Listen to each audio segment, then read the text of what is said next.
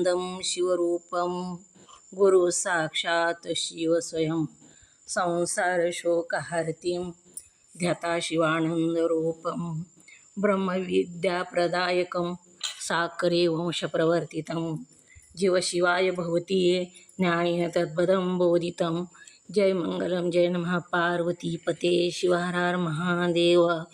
वंदे श्रीमद्रामं सद्गुरु मतिशान्ति सीतया श्लेष्ठं कामादिराक्षसारी भवजलध तत्त्वबोधसेतुकरम्। ओम तत्सत् प्रब्रह्मणे नमः। संत शिरोमणी मन्मथ स्वामी महाराज की जय। सद्गुरु सिद्धारूढ स्वामींच्या चरणी वंदन करून श्रोत्रिय ब्रह्मनिष्ठ सद्गुरू शिवानंद स्वामी परभणीकर माझ्या हृदयामध्ये स्थापित करून सद्गुरू पंडित पितांबरजींना वंदन करून जगद्गुरू शंकराचार्यांना वंदन करून जगद्गुरू पंचाचार्यांना वंदन करून त्रिकाल वंदनीय गुरुमाऊली लिंगायक्य गुरु महालिंगेश्वर शिवाचार्य महाराज यांच्याही चरणी अनंत कोटी प्रणिपात करून श्रोत्रिय ब्रह्मनिष्ठ सद्गुरू महादेव कुंभार अप्पाजी यांच्याही चरणी शिरसाष्टांग प्रणिपात करून तुम्हा सर्व मुमुक्षु साधकांच्या चरणी विनम्र अभिवादन करून पंचीकरण ग्रंथामध्ये प्रवेश होऊया। पंचीकरण ग्रंथाचं पान नंबर 225 काढा। कालच्या भागामध्ये आपण श्लोकाचा अर्थ बघितलेला आहे। जनक राजाचा आणि अष्टवक्र मुनींचा संवाद बघितला। त्या संवादामध्ये अष्टवक्र मुनींनी जनक राजाला पंचकडीचं सेवन कर असा उपदेश केलेला आहे। जनक राजा जे होते ते विधेयी होते। स्वतः राजा असताना सुद्धा विधेय मुक्ती प्राप्त करून घेतलेली होती। राज्य करत असताना मी आत्मा आहे आणि राज्य सुद्धा करायचं असं जनक राजा हे विधेयी मुक्ती प्राप्त केलेले राजे होते। म्हणूनच लक्ष्मीनं सुद्धा त्यांच्या घरी येण्याचा स्वीकार केला। सीतेनं जनक राजाच्या पोटी जन्म घेतला म्हणजे घरात जन्म घेतलेला आहे। असे हे महान साधक जनक राजा आणि संत अष्टवक्र मुनी त्यांना प्राप्त झाले, त्यांचा सहवास मिळालेला आहे। अष्टवक्र मुनी जे होते ते जनक राजाच्या राज्यामध्ये रोज सत्संग घ्यायचे।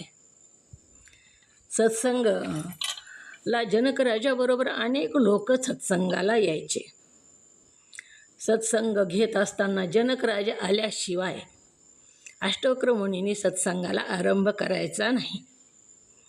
मग काही जी दुसरे साधक होते जे सत्संगाला येत होते ते एके दिवशी अष्टवक्र मुनींना म्हणाले, गुरुदेव आम्ही किती लवकर येऊन बसता आणि तुम्ही जनक राजाची वाट बघत बसता। जनक राजा आल्याशिवाय तुम्ही सत्संगाला सुरू करत नाहीत असं का? तेव्हा अष्टवक्र मुनी म्हणाले, तुमच्या प्रश्नाचं उत्तर मी तुम्हाला देईल वेळ आल्यानंतर बरोबर सांगाल म्हणले मी का जनक राजाची वाट बघतो ते। जनक राजा जेव्हा ऐकायचे तेव्हा ते देहभान विसरून जात होते, आनंदात डुबून जायचे।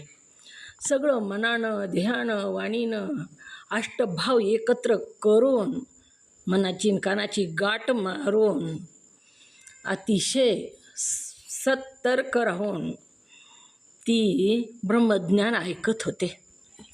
म्हणून सद्गुरूला कळत असतं की कोण ब्रह्मज्ञान आपण सांगतो ते कोण लक्ष देऊन ऐकतं कोण नाही। म्हणून जनक राजाची ती वाट बघायचे।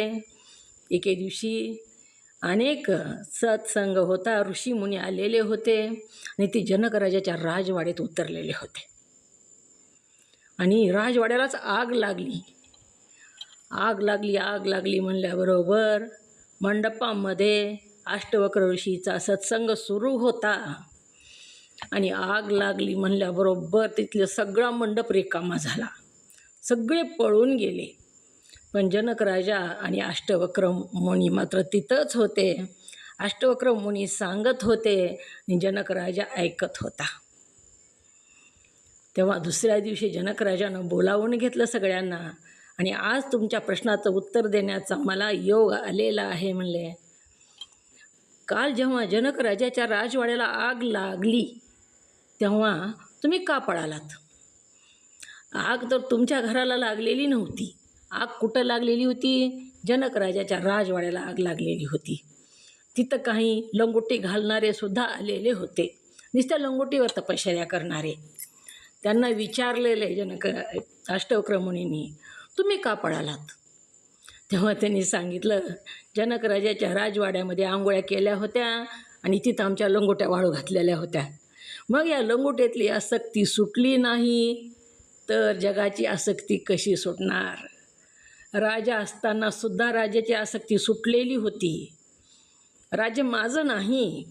माझं काय आहे तर माझं मी, जी आत्मज्ञान मला प्राप्त करून घ्यायचं आहे, मी ब्रह्म आहे, ही राज्य माझं नाही, असा जनक राजाचा दृढ निश्चय होता. आणि दृढ निश्चय होणं म्हणजेच आत्मज्ञान प्राप्त करून घेणं, त्याचा अंगीकार होणं. अशा प्रकारे अष्टवक्र मुनींनी सत्संगामध्ये जनक राजाला उपदेश करायचे आणि सांगितलेले पंचकडीचं सेवन कर. ओम नमः शिवाय. पंचकडी म्हणजे काय काय सांगितलं सेवन करायला? बुरांडे ताई बोला, पंचकडी कोणती? पंचकडीचं सेवन कर असं सांगितलं अष्टवक्र मुनींनी जनक राजाला. तर कोणती पंचकडी सेवन कर म्हणून सांगितलेलं आहे? ओम नमः शिवाय. बुरांडे ताई बोला. काहीतरी लक्षात यायला पाहिजे, ऐकायला तर थोडं तरी कळावं, नाहीतर ऐकण्याचा उपयोग नाही. हँड रेस करा, कोणाला सांगायचं आहे. कोणत्या पंचकडीचं सेवन कर असं अष्टवक्र मुनींनी जनक राजाला सांगितलं? लक्ष्मीताई आले का लक्षात? काल होतात का? हां हो. कोणतं काय? जनक राजांनी सांगितले की त्याग कर, क्षमा. जनक राजाला यांनी सांगितलं, अष्टवक्र मुनींनी. बरोबर. बोला बोला. तर त्याग कर, क्षमा, अर्ज, संतोष, सत्य बोलणे, या पंचकडीचे अमृतासारखे सेवन कर असं सांगितलं. ओम नमः शिवाय. बरोबर. ओम नमः शिवाय. ओम नमः शिवाय. बरोबर सांगितलं. ह्या पंचकडीचं सेवन कर असं अष्टवक्र मुनींनी जनक राजाला सांगितलेलं आहे. आणि ह्या दुह्याच्या पूर्वार्धामध्ये विषयाचा त्याग करून महात्मा साधूचा समागम करावा. सारखं महात्म्याच्या साधूच्या समागमामध्ये राहावा. संगतीचं महत्त्व सांगितलेलं आहे. संगत केल्यानंतर जसा संग तसा रंग. जर तुमचे मित्र जवळचे दुसरे 3 मित्र जर चोर असताल तर चौथा चोर कोण हो? चौथा चोर आपणच.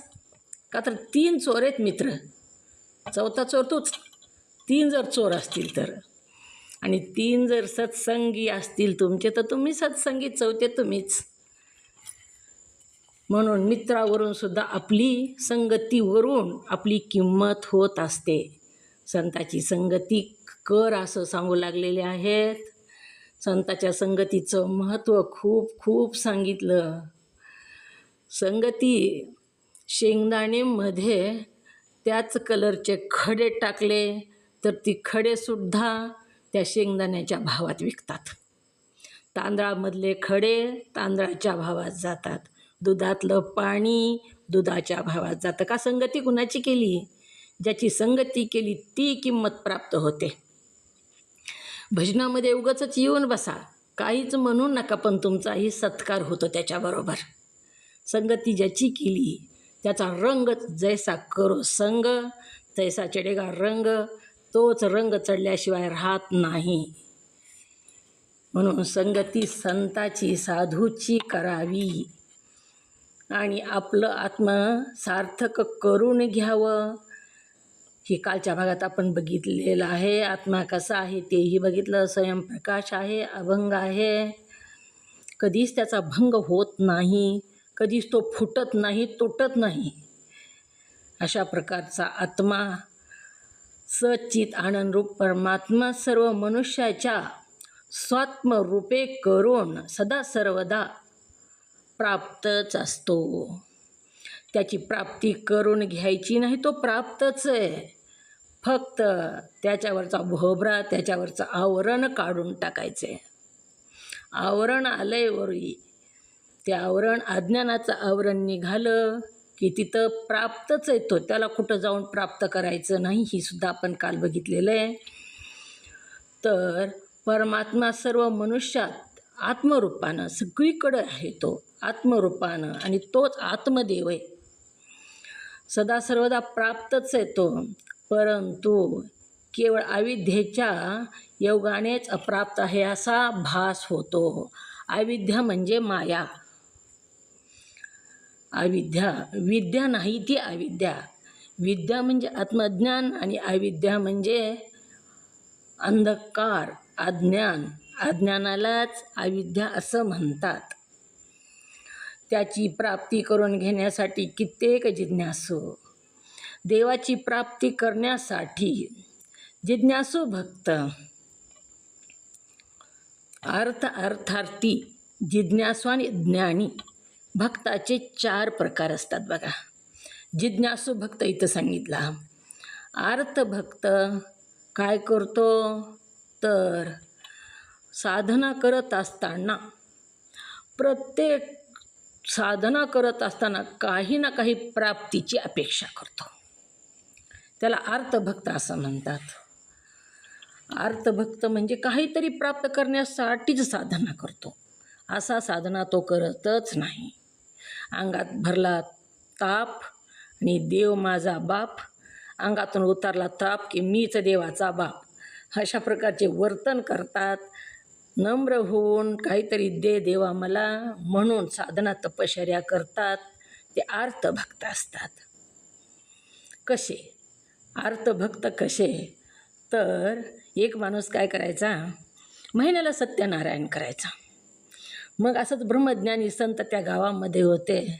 ते संत म्हणू लागले, अरे महिन्याला सत्यनारायण करायची काय गरज आहे, का करता सत्यनारायण तुम्ही दर महिन्याला? त्यावेळेस त्यांनी सांगितलं, तुम्हाला काय करायचं आहे म्हणजे मी कधी सत्यनारायण करू, तुम्ही रोज कसं प्रवचन करता? त्यावेळेस ते संत म्हणाले, नाही पण सत्यनारायण महिन्याला का करता? माझी काय ही नाही, अनुमती नाही, सगळ्या गावाला तुम्ही बोलवता सत्यनारायणाला. तर तो म्हणाला, माझं किराणा दुकान आहे म्हणला आणि मला चिल्लर कमी पडतं, म्हणून पाव किलोचा प्रसाद करतो आणि सत्यनारायण करतो आणि गावाला बोलावतो. 10-5 रुपये जेवढे चिल्लर माझं जेवढं जमा होतं तेवढं माझं ती पुरतं, म्हणून सत्यनारायण करतो. मग असली जी भक्ती ती अर्थभक्ती. अर्थार्थी भक्ती दुसऱ्या क्रमांकाची सांगितली. संकट आलं तरच देवाची भक्ती करतो, नाही तर करीतच नाही. देव त्याला आठवतसुद्धा नाही एरवी. पण काही मोठं संकट आलं की मग देवाकडं जातो, नवसं करतो, देवाची भक्ती करतो. तो अर्थार्थी भक्त. आणि तिसऱ्या क्रमांकाचा भक्त सांगितला अर्थार्थी आणि जिज्ञासू. जिज्ञासू भक्त राजहंस पक्षासारखा असतो. तो अखंड ज्ञानाचं सेवन करतो. ज्ञान प्राप्त करत असताना सारासार दोन्हीही तिथं थोडं थोडं प्राप्त होत असतं. पण साराचं ग्रहण करून असाराचा त्याग करतो. ज्याप्रमाणे राजहंस पक्षी दुधामधलं पाणी बाजूला काढून दुधाचं ग्रहण करतो. राजहंस पक्षाच्या चुंचीमध्ये आंबट पदार्थ असतो. तो पदार्थ दुधामध्ये जातो आणि त्याच्यामुळं दूध बाजूला होतं आणि पाणी बाजूला होतं. असा हा जिज्ञासू भक्त सांगितला. असे जिज्ञासू भक्त जे असतात ते ज्ञानप्राप्तीच्या मार्गावर असतात. ज्ञान अखंड ते सत्संगात असतात. कुठून ना कुठून ऐकावं वाटतं त्यांना दुसरं काही आवडतच नाही. आणि असेच बरेच जिज्ञासू साधू संत असतात बघा, आपल्यामध्ये सुद्धा ते अखंड त्या प्रवाहात असतात, पण त्यांना ही संसारी लोक वेड्यासारखं समजतात. साधू संतांना अहो ती दुसरं काही बोलतच नाही देवाशिवाय, ती सारखं तीच बोलतं असं म्हणतात. त्याला तेच आवडतं. ते जिज्ञासू भक्त असतात, ते श्रवणामध्ये तत्पर असतात, एक क्षणही वाया जाऊ देत नाहीत. कोणाशी फालतू गप्पा मारणं, गावातला कचरा गोळा करणं शब्दातून, हे ते करतच नाहीत. ते ज्ञानप्राप्तीच्या मार्गावर असतात आणि असेच भक्त ज्ञानी होतात. त्यांनाच ज्ञान प्राप्त होतं. कणाकणानं जेव्हा द्रव्य प्राप्त करायचं तेव्हा रुपया कमवावा लागतो, कवडी करून धन कमवावं लागतं, धन जोडावं लागतं. ज्ञानसुद्धा क्षणाक्षणानं प्राप्त करावं लागतं. आयुष्यामध्ये जी प्राप्त झालेलं आयुष्य आहे ती क्षण त्याचा ज्ञान प्राप्त करण्यात जातो. असेच ज्ञानी भक्त, तेच जिज्ञासू भक्त ज्ञानी होतात आणि मोक्षाकडं जातात. जिज्ञासू जप तप तीर्थ इत्यादी अनेक साधनांची अनुष्ठाने करतात. जिज्ञासू जे असतात ते जप करतात, तपश्चर्या करतात, साधनं करतात. जप किती प्रकारचा हो? जप किती प्रकारचा आहे? ओम नमः 3 प्रकारचा ताई. कोणता? वाचिक जप, मानसिक जप आणि उपांशु जप. ओम नमः शिवाय. ओम नमः शिवाय. वाचिक, मानसिक आणि उपांशु 3 प्रकारचा जप आहे. तर वाचिक जप जो आहे, आपण शब्दांना ऐकू येईल असा जप करतो, त्या जपापेक्षा उपांशु मानसिक जप महत्त्वाचा आहे. उपांशु जप म्हणजे ते कुणालाच ऐकू येत नाही, आपल्या मनामध्ये चाललेलं असतं, पण पुटपुटतं. म्हणजे स्पष्ट आवाज येत नाही, पण पुटपुटलेला आवाज मधल्यामध्ये येतो. आणि मानसिक म्हणजे मात्र अंतःकरणामध्ये जप चाललेला असतो, अखंड श्वासामध्ये जप सुरू असतो त्याचा. तो कुणाला ऐकायलाही येत नाही, परंतु प्रखर असा जप असतो. वाचिक जपापेक्षा 100 पटीनं उपांशु जप आहे, त्याच्यापेक्षा 1000 पटीनं मानसिक जप आहे. म्हणून असे जप कोण करतं? जप तर जिज्ञासू करतात. जप करतात, पुन्हा तपश्चर्या करतात, पंचाग्नी तप, आपण उपवास करतो ते तप, शरीराला ताप देऊन, शरीराला तपून जी साधना केली जाते तिला तप असं म्हणतात. पंचाग्नी तप म्हणजे उन्हाळ्याच्या दिवसामध्ये 4 बाजूला अग्नी पेटवायचा. आधीच उन्हाळा, वरून ऊन तपायलेलं आहे, आणि 4 बाजूला अग्नी पेटवून उन्हामध्ये उभं राहून किंवा बसून जप करणं, किंवा थंडीच्या दिवसामध्ये पाण्यामध्ये बसून जप करणं, तप करणं, ह्याला तप असं म्हणतात. जिज्ञासू ह्या साधना करतात, जप करतात, तप करतात, तीर्थयात्रा करतात, इत्यादी अनेक साधनाची अनुष्ठाने करतात. तरीसुद्धा त्यांच्या बाह्य अंगाचीही म्हणजे वरवरची देखील प्राप्ती त्यास होत नाही. ही मोक्षाचे साधनं नाहीतच, ही मोक्षापर्यंत जाण्याचे साधनं आहेत, पण मोक्षप्राप्तीचं साधन ज्ञानच आहे. ज्ञानाशिवाय मोक्ष प्राप्त होत नाही. ही साधनं केल्याशिवाय ज्ञानाकडं जात नाही, आणि ज्ञानाशिवाय मोक्ष प्राप्त होत नाही. कितीही तपश्चर्या केली, जप तप केला, तीर्थयात्रा केल्या, तरी मोक्षाची प्राप्ती होत नाही. आपण बघितलेला दृष्टांत गुहेतल्या अंधकाराचा, त्याला जप तप करून जात नाही, काठीनं बडून जात नाही, खोऱ्यानं भरून टाकला तरी जात नाही, कितीही प्रयत्न केले त्याला घालवण्याचा तरीही तो जात नाही. मग कशानं जातं? तर कशानं जातो अंधकार? ओम नमः शिवाय. आत्मज्ञानाने. ओम नमः शिवाय. गुहेतला अंधकार कशाने जातो? ओम नमः शिवाय. आत्मज्ञान. गुहेतला अंधकार तिथे प्रकाश केल्याने जातो हा. दिवा घेऊन. दृष्टांत विचारला मी. गुहेतला अंधकार जाण्यासाठी जसं तिथं एक दीपक नेला की गेला अंधकार. त्याला कष्ट करण्याची काहीच गरज नाही, त्याला काठीनं मारण्याची गरज नाही, त्याला खोरेनं टोपलेत भरून बाहेर निहून टाकण्याची गरज नाही, किंवा तिथं जपाच्या लाखोड्या करण्याची आवश्यकता नाही.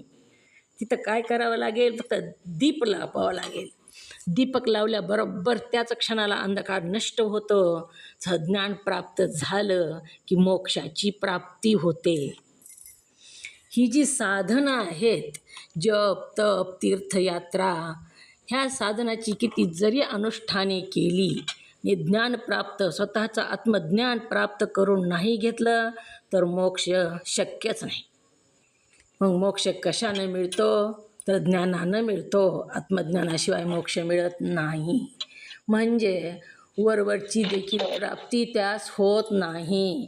बोलायचे का काय? मी शिवपाठात आहे ना तरी, हो, शिवपाठात आहे ना तरी, ज्ञानाविना मोक्ष नवेचे निश्चय, ऐसा हा संशय धरू नये. शिवदास म्हणे ज्ञानाचे कारण, असे मुख्य जाण शिवची. ओम नमः शिवाय. बरोबर. ज्ञानाशिवाय मोक्ष नाही. पण ज्ञानाला कारण काय? कोणतं कारण आहे? नामस्मरण, जप तप साधना. हां, नामस्मरण जप तप साधना केल्याशिवाय ज्ञानाकडे आपण जाऊ शकत नाही. ती साधनं सांगितले. मग साधनं करून ज्ञान प्राप्त करून घ्यायचे. साधनं केल्याशिवाय आधी पाप, जपानं तपानं कर्मानं काय जातं तर पाप निघून जातं.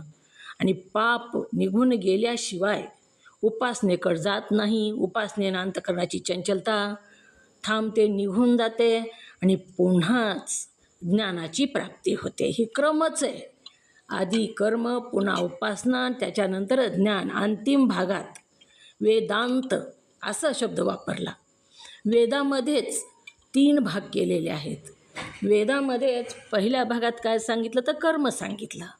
सत्कर्म करा, जप करा, तप करा, साधना करा, सत्कर्म करा, दान धर्म करा, ही म्हणजे कर्म सांगितलं. दुसऱ्या भागामध्ये उपासना सांगितली. शरीराला तापून उपासना करा. आणि तिसऱ्या भागामध्ये ही जेव्हा ओलांडून पुढे जाऊ आपण, तेव्हा मात्र अद्वैत ज्ञान सांगितलं. तिथं काहीच करायची गरज नाही. दिवा लावायचा आहे फक्त अंधकार जाण्यासाठी. काही मेहनत नाही करायची. आधी अंधकार घालवण्यासाठी आपण खूप प्रयत्न केला, लाखोळ्या जपाच्या केल्या, खोऱ्यानं भरून टाकण्याचा प्रयत्न केला, परंतु तो गेला नाही. त्याला काठीनं बडू हात दुखूस तो मारला, जा बाहेर म्हणून. पण गेला का अंधकार? तर गेला नाही. तसंच आहे इथं. किती जरी त्रास आपण घेतला, कर्म उपासना केल्या, तरी साधनं ही आहेत, पण ज्ञानप्राप्तीशिवाय मोक्ष नाही. म्हणून ज्ञान प्राप्त करून घेणं हेच मोक्षाचं खरं साधन आहे. वरची देखील प्राप्ती होत नाही ह्या साधनाने, त्यास तो होत नाही. परंतु जेव्हा त्यास दयाळू अत्यंत दयाळू ब्रह्मनिष्ठ सद्गुरू भेटून प्रत्येगात्म्याच्या रूपाने परमात्म्याचा उपदेश करतात, तेव्हाच त्यास विद्या प्राप्त होऊन तिच्या योगाने त्यांच्या अविद्येची निवृत्ती होऊन मोक्ष मिळवायचा आहे. मोक्ष प्राप्त करून घ्यायचा आहे. म्हणजे कुठं जायचं नाही, फक्त दिवा लावायचा आहे आणि अज्ञान अंधकार दूर करायचा आहे. कोणता दिवा लावून? तर दिवा, ज्ञानरूपी दीपक लावून ज्ञान प्राप्त करून घेऊन. आणि इथं बुद्धीचं काम आहे. फक्त इथं बुद्धीचं काम आहे. ज्ञान प्राप्त करून घेणं, अखंड श्रवण करणं. आणि श्रवण करून आपण बघितलं आपल्या आपल्या स्वरूपामध्ये स्थिर राहणं, ह्यालाच ज्ञान प्राप्त करून घेणं असं म्हणतात. मग ही ज्ञान प्राप्त करून घ्यायचं आहे. त्यासाठी मग ही जप तप तीर्थयात्रा कराव्या का करू नये? तर कराव्या. कारण ही केल्याशिवाय सुद्धा सद्गुरू भेटत नाहीत. आणि सद्गुरू भेटल्याशिवाय ज्ञान प्राप्त होत नाही. सद्गुरूची खूप आवश्यकता आहे. बिना सद्गुरूचा कसला बी असू द्या, पण त्याला ज्ञान प्राप्त होतच नाही. ज्याप्रमाणे आरसा असल्याशिवाय मुख बघताच येत नाही प्रतिबिंब मुखाचं. आरसाच असायला पाहिजे, तेव्हा आपलं मुख ठाकठीक आहे का आपल्याला बाहेर जायचं आहे. आणि आरसाच नाही तर बघता येत नाही. छोटा मोठा कसला तरी पण आरसा असायलाच पाहिजे, तेव्हाच दिसतं. तसंच सद्गुरू शिवाय ब्रह्मज्ञान प्राप्त होत नाही. मग कसे सद्गुरू असावे लागतात, तर ब्रह्मनिष्ठ सद्गुरू भेटून. जेव्हा ब्रह्मनिष्ठ सद्गुरू आपल्या आयुष्यात येतील तेव्हाच आपल्याला कळतं, भेटून ते प्रत्येगात्म्याच्या म्हणजे प्रत्येकाच्या आतमध्ये असणारा जो आत्मा, जो ब्रह्म, त्याला प्रत्येगात्मा, प्रत्येकाच्या आतमध्ये तोच भरलेला आहे. अनेक नाना रूपानं एक हंभवसा, त्या ईश्वराला एकटाच बसला आणि अनेक होण्याची इच्छा झाली, म्हणून अनेक रूपानं तोच नटला. म्हणून प्रत्येक आत्मा, प्रत्येकाच्या आत असलेला जो आत्मा, त्याच्याच रूपाने परमात्म्याचा उपदेश करतात. ब्रह्मनिष्ठ सद्गुरू कसे असावे सद्गुरू? सद्गुरूचे कोणते कोणते सद्गुरूच्या अंगी गुण असतात? ओम नमः शिवाय. ओम नमः शिवाय. ताई सांगू? सांगा. कृपाळू, दयाळू, श्रोत्रिय आणि ब्रह्मनिष्ठ. हां, ब्रह्मनिष्ठ महत्वाचं आहे. ब्रह्मनिष्ठ. ओम नमः शिवाय. असे तीन आहेत. ओम नमः शिवाय सद्गुरूच्या अंगी. ब्रह्मनिष्ठ, ब्रह्मावर अत्यंत निष्ठा पाहिजे त्यांची. ब्रह्मनिष्ठ, खरे का खोटे की अशी असंभावना नसायला पाहिजे. खरे का खोटे की, ब्रह्म कसं आहे की दिसत नाही असं असणारानं सांगितलं तर त्याचा परिणाम होत नाही. सांगणाऱ्याच्या सुद्धा वाणीमध्ये तपश्चर्या असली तरच समोरच्यावर परिणाम होतो. तपश्चर्या केलेली वाणी असायला पाहिजे. ब्रह्मनिष्ठ सद्गुरू असावे. श्रोत्रिय, ब्रह्मनिष्ठ कशाला म्हणावं?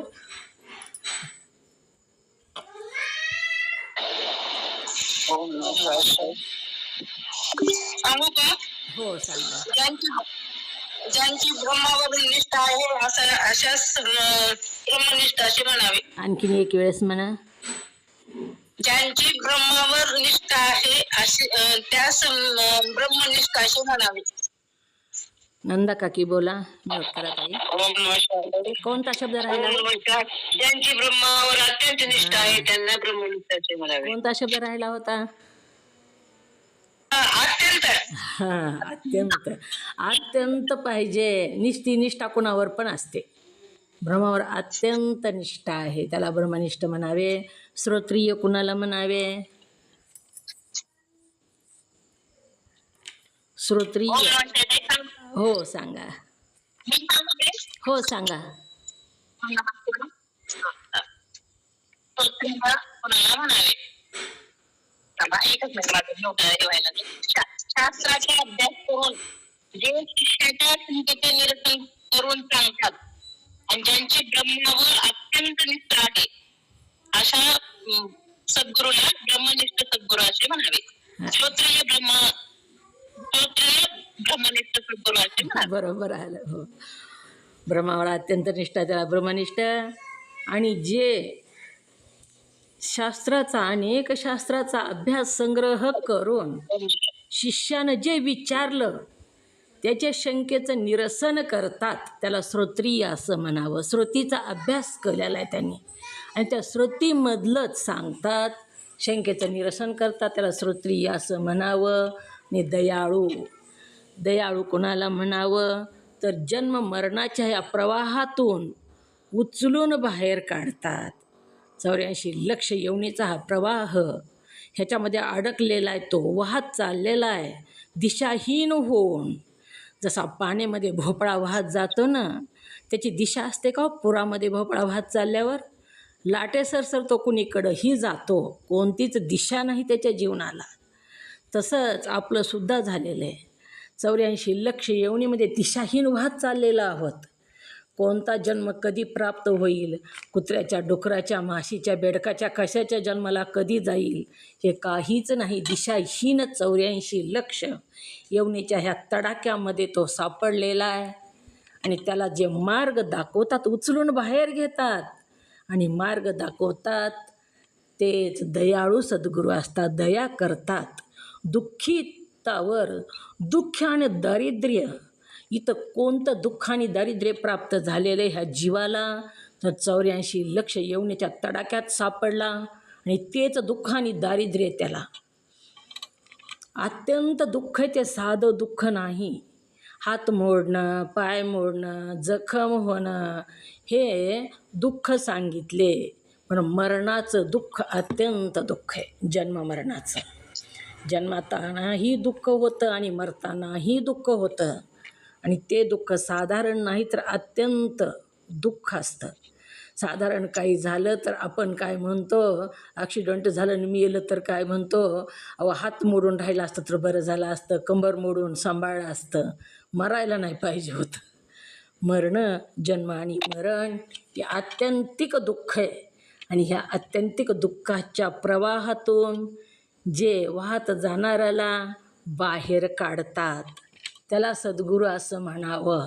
आणि सद्गुरूचे उपकार कशानंच फिटत नाहीत बघा. अंगाची कातडी करून त्यांच्या पायात घातली तरी उपकार फिटत नाहीत. हे जे ज्ञान आहे हे सामान्य ज्ञान नाही आहे, खूप मोठ्या दुःखातून बाहेर काढणारं ज्ञान आहे.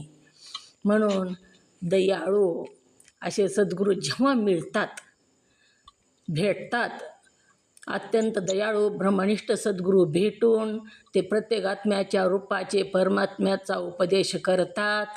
ते काय करतात, प्रत्येकाच्या आतमधले असलेला आत्मा तूच आहेस, ते तूच आहेस असा उपदेश करतात. तेव्हाच त्यास विद्या प्राप्त होऊन तिच्या योगाने त्याच्या अविद्येची निवृत्ती होऊन आत्मा प्राप्त झाला आहे असे त्यास भासू लागते. त्याचे अविद्या निवृत्त झाली की त्याला वाटतं मला आत्मा प्राप्त झाला असं त्याला भासतं, देव मिळाला असं त्याला वाटतं. कारण वरचं आवरण निघून गेलेलं आहे. जसा पाण्यावरचं शेवाळ बाजूला सारल्यानंतर पाणी प्राप्त झालं असं वाटतं, पण आधीच पाणी होतं. ते शेवाळ वरी आलेलं होतं, पाणी कुठूनच आणलं नाही, तर तिथं आधीच होतं ते. तिच्या योगाने त्याच्या अविद्येची निवृत्ती होऊन आत्मा प्राप्त झाला असे त्यास भासू लागते. पण मला देव मिळाला, मला आत्मा प्राप्त झाला, मी आत्मज्ञान प्राप्त करून घेतलं असं त्याला वाटतं. पण काय सांगितलं पुढे बघू. पण म्हणजे पहिल्यावर पाणी पडलं, सगळं चांगलं आहे, पण आलं म्हणजे अपूर्णता आली. मुलगी बघायला गेलो आपण एखादी, हो खूप सगळं चांगलं आहे, कसं आहे हो म्हणून विचारलं की काय म्हणतो, सगळं चांगलं आहे हो, पण आलं की अपूर्णता. तसं इथं सांगितलेलं आहे, त्यास विद्या प्राप्त होऊन तिच्या योगाने त्याच्या अविद्येची निवृत्ती होऊन आत्मा प्राप्त झाला असे त्यास भासू लागते. पण एवढ्यावरून परमात्म्याची प्राप्ती म्हणजे त्यास पूर्वी नव्हती. एवढ्यावरूनच असं सिद्ध होत नाही की त्यानं आत्मज्ञान प्राप्त करून घेतलं, ते आधी नव्हतं असं सिद्ध होत नाही.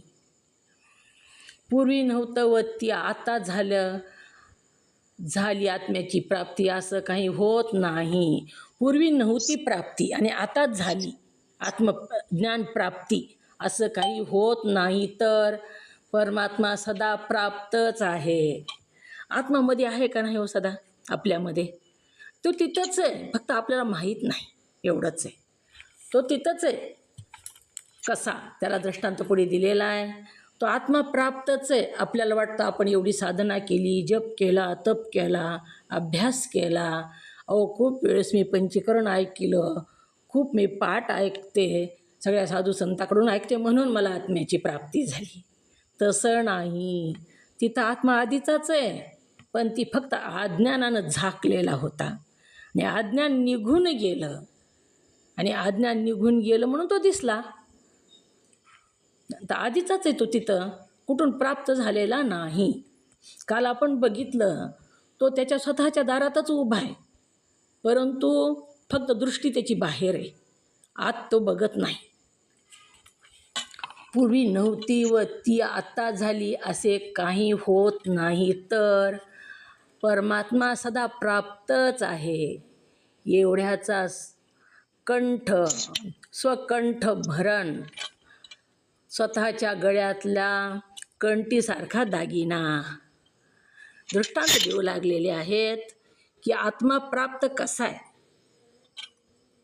तर स्वतःच्या गळ्यातला कंठीसारखा दागिना नेकलेस स्वतःच्या गळ्यातच असून विस्मरणाने तो आपल्याजवळ नाही असे तेव्हा त्यास भासले, तेव्हा त्याचा शोध लावण्यासाठी गळा न शोधता इतर बाहेरील अनेक ठिकाणे शोधून शोधून तो दमतो.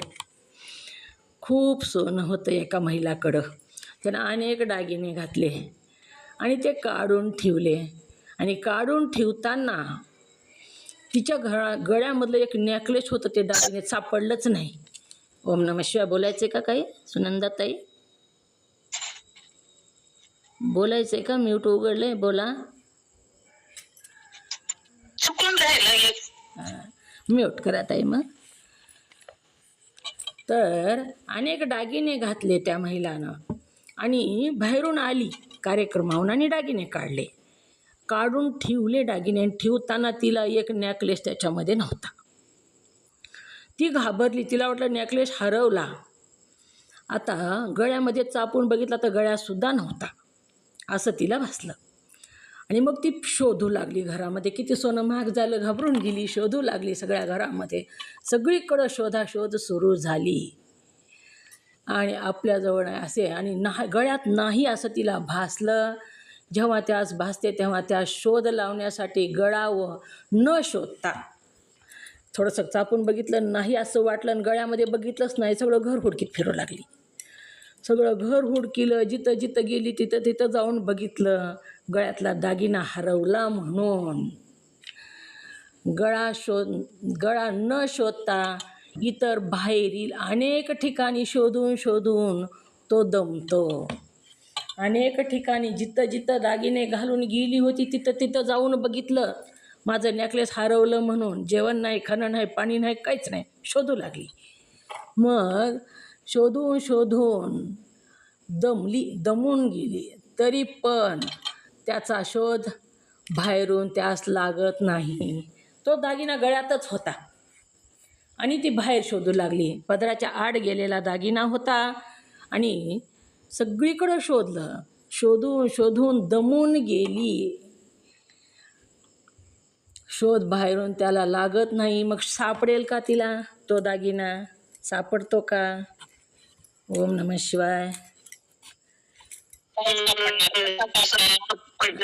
हा, नाही सापडणार. आता सापडणार. का नाही सापडणार? का नाही सापडणार? कारण तुझ्या जवळच आहे ना. मग आपला आत्मा कुठं आहे? आपण कुठं हुडकितो आता सध्या? बाहेर आपल्याला हे करत फिरायला पोटातच आहे पण त्याच्यासाठी दृष्टांत देऊ लागलेले आहेत. आपण जसं तीर्थ जप तप अनुष्ठाने करून आत्मज्ञान करून घेतात तेव्हाच कळणार आहे ना हे आत्मा आपल्या जवळ आहे. मग ह्या दृष्टांतामध्ये कधी कळल? आता दुसऱ्यांनी सांगितल्यानंतर सांगितलं दागिना त्यास गळ्यातच आहे असे तर, परंतु जेव्हा केव्हा कोणी शहाणा मनुष्य तो दागिना तुमच्या गळ्यातच आहे असे त्यास दाखवितो, तेव्हा तो दागिना त्यास अगदी प्राप्तच असल्याप्रमाणे भासतो. कोणीतरी समोरून येतं, मैत्रीण आपली थकून गेलेली दागिना हुडकून ते नेकलेस कितीतरी हुडकलं, पाणीसुद्धा पिली नाही, बसली थकून जागेवर. आणि कुणी समोरून एक मैत्रीण आली आणि ती म्हणू लागली, काय शोधतेस ग? तिनं सांगितलं नेकलेस हरवलंय माझं म्हणून. आणि पुन्हा त्या शहाण्या माणसानं जेव्हा अगं तुझ्या गळ्यात काय चमकायले असं म्हणल्यानंतर गळ्यात हात घातला आणि दागिना हाताला लागला, तेव्हा तिला काय वाटू लागलं, इथंच होता आणि मी किती शोधला. तसंच आहे आत्मज्ञान प्राप्त झालेल्या व्यक्तीचं. त्याला वाटतं मी किती फिरत बसलो आधी, किती कुठं कुठं गेलो, किती किती किती मंदिरं पालथे घातले, किती जप अनुष्ठान केलं, पण तिथं नव्हता तो. इथंच आहे, गळ्यातच आहे. सगळीकडे बाहेर फिरलो, दागिना त्याच्या गळ्यातच आहे असे त्यास दाखवितो, तेव्हा तो दागिना त्यास अगदी प्राप्तच असल्याप्रमाणे भासतो. पण तितक्यावरून तो दागिना पूर्वी म्हणजे त्यास प्राप्त नव्हता व आता प्राप्त झाला असे होत नाही. आता दागिना सापडला, कोणी सांगितला तर शहाण्या माणसानं सांगितला, समोर आलेल्या मैत्रिणीनं कोणीतरी शहाण्या माणसानं सांगितला की तुझ्याच गळ्यामध्ये काय चमकतंय बघ. बघितला, मग दागिना सापडला. तर मग आधी दागिना तो गळ्यातच होता का बाहेर होता? जिथं ती शोधू लागली होती तिथं होता का सापडायच्या आधीसुद्धा तो गळ्यातच होता? गळ्यातच होता. ओम नमः शिवाय. आणि बाहेर शोधू लागली तेव्हा सुद्धा तो गळ्यातच होता. तसं आपण बाहेर शोधित फिरतो तेव्हा सुद्धा तो आपल्या मधीच आहे आणि आपल्याला सापडला. आता आता आपल्याला आपल्या पाटातलेली कळाला तो दागिना कुठे आहे ती, पण आधी आपण सुद्धा बाहेरच शोधित होतो. पण ती तिथंच होता, ती बाहेर नव्हताच. दागिना पूर्वी म्हणजे त्यास प्राप्त नव्हता, आधी नव्हता आणि आता प्राप्त झाला असं होत नाही. आधी प्राप्त नव्हता तो आणि आता मिळाला, आता प्राप्त झाला असं होत नाही. तर आधीच तिथं होता तो, पहिलेपासूनच तिथंच होता तो, गळ्यातच होता. तसाच आत्मज्ञान मला आता प्राप्त झालं ना आधी नव्हतं असं नाही. आधीपासूनच तो आत्मज्ञान, आत्मा आहे तो तिथंच आत्मा, फक्त आपल्याला माहीत नाही. तो दागिना कसा गळ्यात होता पण माहीत नव्हता आणि पदराखाली झाकलेला होता. तसं आपलंसुद्धा आत्मा आहे, पण वरून अज्ञानाचं आवरण आलं आणि त्याच्यामुळे तो कळच ना, झाकून गेलेला आहे. आणि शहाणा माणूस म्हणजे कोण? तर सद्गुरू. जे सद्गुरू आपल्याला उघडं करून दाखवतात ते सद्गुरू, ते सुद्धा निष्काम भावनेनं. काय देतो ब्रह्मनिष्ठ सद्गुरूला आपण, आणि ते घेतात तरी का? काहीच देत नाहीत. आपण स्वार्थी जर माणूस असता तिथं तर म्हणला असता तुझा दागिना मी हुडकून देतो, तुम्हाला काय देतोस? त्याला दागिना दिसला गळ्यामध्ये, पण ते सांगत नाही तुम्हाला काय देणार तुझा दागिना असं हुडकून जर दिला तर. तेव्हा तो म्हणतो दी बाबा हुडकून दी, तू काय मागशीलची देतो, सांग तुला किती पैसे देऊ. माझा 5 तोळ्याचा दागिना आहे, आज काय भाव आहे, तुला 50,000 रुपये देतो त्याच्यातले, पण मला दागिना हुडकून दे असं म्हणलं असता. स्वार्थी समोरचा जर स्वार्थी असता तर. पण ब्रह्मज्ञानी स्वार्थी नसतात, त्यांनी विरक्त असतात. ते काहीच म्हणत नाही तुझ्याच गळ्यात दागिना आहे असंच फक्त सांगतात सद्गुरू. मला काहीतरी देन तुला दागिना सांगतो असं म्हणत नाहीत. म्हणून सद्गुरू पूर्वी म्हणजे त्यास प्राप्त नव्हता व आता तो प्राप्त झाला असे काही झाले नाही. याच न्यायाने सच्चित आनंद परमात्मा सदा प्राप्तच आहे. तो प्राप्तच आहे, तो कुठंच ना दुसरीकडं नाही, आधीचाच प्राप्त, सदा प्राप्त आहे. तो प्राप्त नाही असा एक क्षणसुद्धा नाही. जागृती, स्वप्न, सुसुप्ती, भूतकाळ, वर्तमानकाळ, भविष्यकाळ सदा प्राप्त आहे तो. व जे मनो तेम अभंग या चरणाच्या भावार्थाने असे समजून येते की प्रत्येगात्मा स्वभाववत परमात्मा असून मुक्त आहे. स्वभावताच तो प्रत्येगात्मा, प्रत्येकाच्या आतमधला जो आत्मा, आपल्यामधला प्रत्येकामधला जो आत्मा आहे तो स्वभावातच मुक्त आहे, तो बांधलेला नाही. मुक्त कोणाला म्हणावं? कोणतंच बंधन नाही त्याला, मोकळा सुटला तो. मुक्त म्हणजे कर्मानं जो बांधलेला आहे ना, तो कर्मामुळं त्याला अनेक योनीमध्ये जन्म घ्यावा लागतो. तो मुक्त नाही, तो बंधनात आहे. त्याला जिथं ढकलून दिलं तिथं जावं लागतं. पण साधू संत मुक्त आहेत, ते मोकळेत, त्यांना स्वतंत्रता आहे बघा जन्म घेण्याची. तुकाराम महाराजांनी जन्म स्वतंत्रता मनानं घेतला. ज्ञानेश्वर महाराज आपल्या मनानं इथं आले जगाच्या उद्धारासाठी. मन्मथ स्वामी, कार्तिक स्वामीचे अवतार असणारे ते स्वतः भूमीवर आले धर्म लोपत होत चालला म्हणून. मग ह्यांना स्वतंत्रता असते, यायचं कधी न जायचं कधी. किती वर्ष आयुष्य होतं ज्ञानेश्वर महाराजांना? 18 वर्ष, फक्त 18 वर्ष. आणि मनानं गेले ते स्वतंत्र असतात.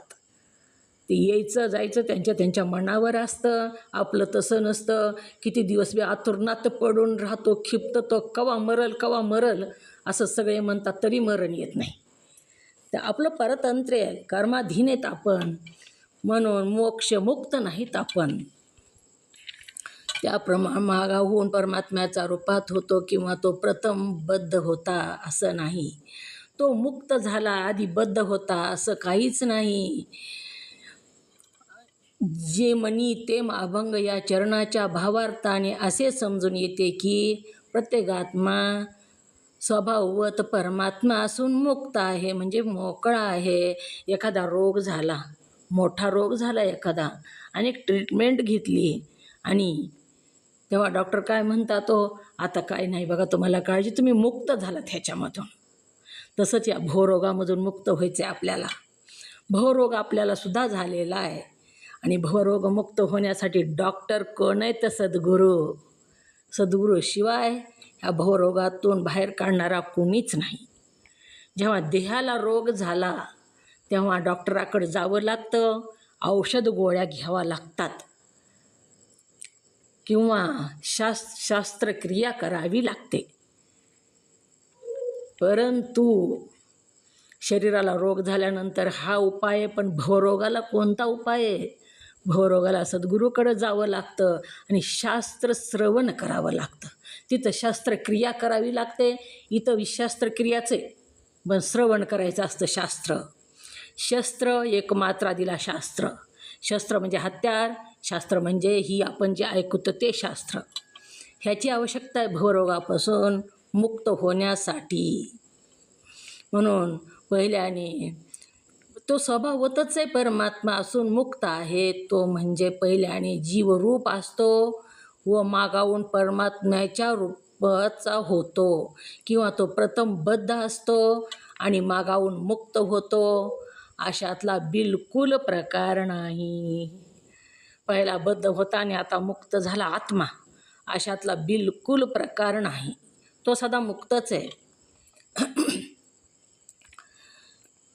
सूर्याला ज्याप्रमाणे रात्रंदिवस तो ही नाहीत. सूर्याला अंधार माहीत आहे का हो? सूर्याला अंधार माहीतच नाही. सूर्य आला की प्रकाशच झाला, रात्र नाही सूर्याकडे. म्हणून जसं सूर्याला ज्याप्रमाणे रात्र व दिवसी नाहीत, त्याचप्रमाणे निरंतर औचित्य चैतन्य घन परिपूर्ण प्रत्येगात्म्यालाही परमार्थदृष्ट्या बंध व मोक्ष ही दोनही नाहीत. आत्म्याला बंध मोक्ष दोन्हीही नाही. तो मुक्तच आहे. आपण मुक्तच आहोत, पण आपण बांधून घेतलं. मग आपण बांधून घेतलं तर आता सद्गुरू माऊलीच्या उपदेशानं आपल्याला ह्याच्यामधून सुटायचं आहे. आपण ग्रंथसमाप्तीकडे जात आहोत. आपला वेळ झालेला आहे.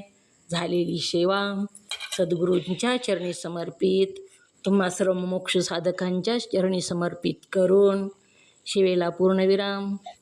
जे योग्य ज्ञान ह्या मुखातून शब्द रूपानं बाहेर पडलं ते सद्गुरुनाथाचं. आणि जे अयोग्य शब्द बाहेर पडले, अयोग्य सुद्धा शब्द बाहेर पडतात, ते ह्या वाणीचा दोष. ह्या झालेली सेवा सर्वांच्या चरणी समर्पित करून सेवेला पूर्णविराम. ओम नमः शिवाय.